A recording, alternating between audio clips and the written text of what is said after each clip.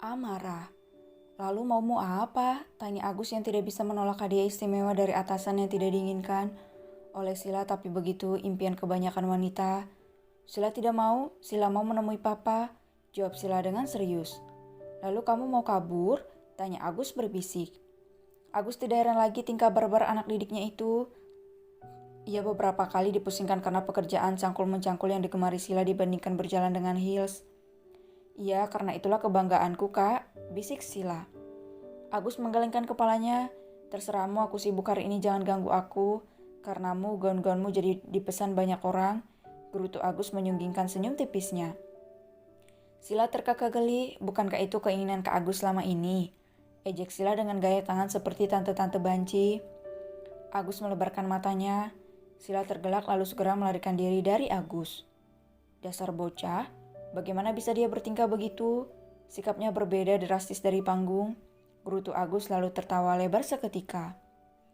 Agus memang ingin baju-bajunya terkenal tapi tidak disangka terlalu terkenal, hingga ia malah pusing sendiri dengan banyaknya pesanan gaun model seperti yang pernah dikenakan Sila. Agus mendesain gaun-gaun Sila seorang diri, tapi gaun yang dibuat Agus masih bisa disesuaikan dengan tema yang ditentukan oleh pihak acara. Di tempat lain, apa? Momi? Melakukannya lagi? Tanya Farel dengan dingin. Tuan, saya sudah memanggil Pak Bangkara, dia sudah berada di dalam kamar hotel itu, Tuan. Katanya dia begitu tidak sabar memakan sang juara tahun ini, jawab Nando. Berapa kau membayarnya? Tanya Farel. Gratis, Tuan, jawab Nando menggaruk kepalanya yang tidak gatal. Tidak biasanya dia seperti itu. Apa istimewanya putri juara tahun ini hingga seorang pria tua bangka itu tidak minta apapun? Senyum sinis Farel. Apa Tuan penasaran? Tanya Nando. Tidak, jawab Farel dengan angkuh. Nando mengangguk sambil melirik Farel yang tampak tidak tertarik dengan gadis pilihan Jessie. Tapi dia gadis pilihan Nyonya, Tuan, ucap Nando dengan nada pelan. Apa peduliku? Acuh Farel.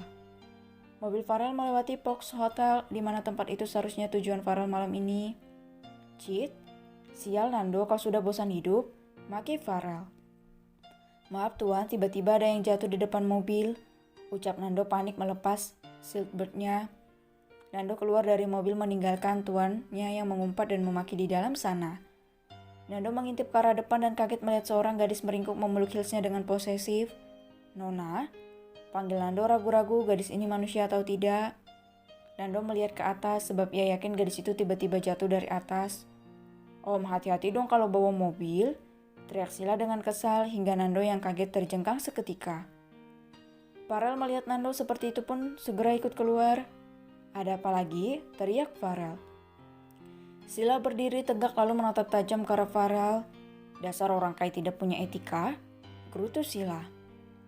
Farel melebarkan matanya seketika melihat ke arah Sila. Sila berbalik pergi secara tiba-tiba dan Farel tidak melihat wajahnya sama sekali. Hei, tunggu, teriak Farel yang mengenali bahwa Sila dan suara Sila.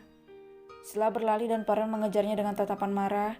Ia dendam sekali pada gadis yang memanggilnya Om dan kini memakinya dengan sebutan orang kaya tidak punya etika. Farel mendapatkan pergelangan tangan Sila.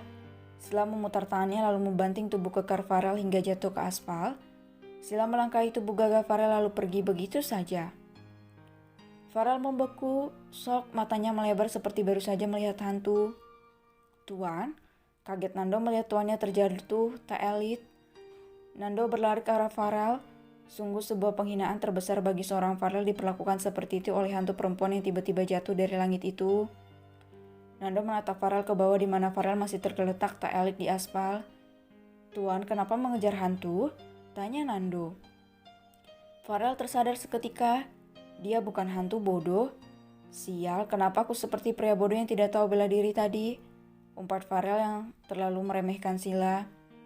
Siapa yang bakal mengira gadis bertubuh ramping seperti Sila bisa membanting tubuh gagah yang memiliki berat badan 80-an kilogram seperti dirinya?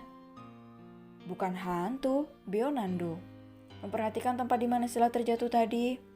Tapi tadi dia jatuh dari langit, Tuan, jawab Nando melihat ke atas. Gadis sekuat itu, aku yakin dia melompat dari balkon hotel, bodoh. Geram Farel sambil mencoba untuk berdiri memegang lengannya yang terasa sakit. Gadis kuat?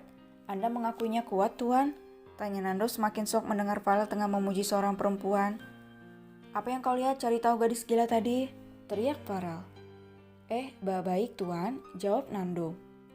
Nando melihat Farel berjalan tertati-tati. Nando tidak membantu karena ia masih sayang nyawanya. Nando sangat mengenal Farel tidak butuh bantuan siapapun jika masih bisa melakukannya sendiri. Sila datang ke rumah sakit dan kaget seketika melihat banyaknya wartawan di depan ruangan inap papanya. Kalian sedang apa? Tanya Sila berlari menerobos wartawan lalu membantu para satpam yang menjaga ruangan papanya. Nona Sila.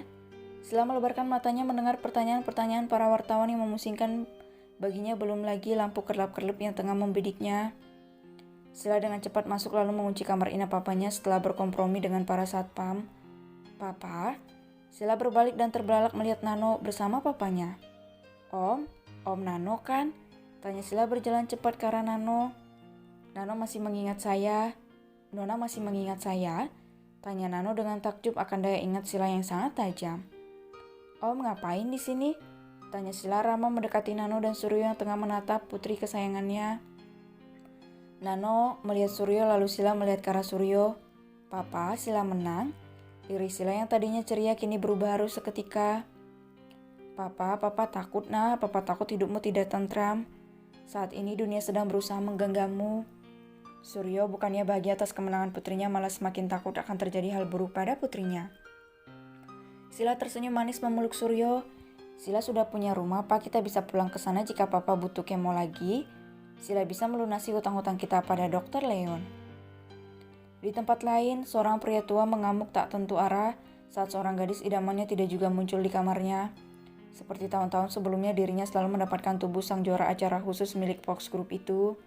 Jika sudah masuk di dalam kamar hotel, maka sekuat apapun gadis cantik berusaha melawan tidak akan bisa lolos dari rekaman buas pria itu. Sial, kalian cari Kasila itu, cepat, di mana dia? Teriak Pak Bangkara Jaya dengan marah. Orang-orang Pak Bangkara kocar-kacir mencari satu gadis cantik yaitu Sila, tapi gadis yang sedang dicari sedang berpelukan manja dengan papanya, merayakan kemenangannya yang tak terduga itu di rumah sakit.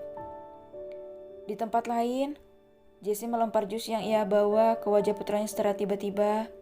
Ada apa, Mom? Tanya Farel dengan datar dan dingin pada Jessie. Nando membelakang melihat situasi itu.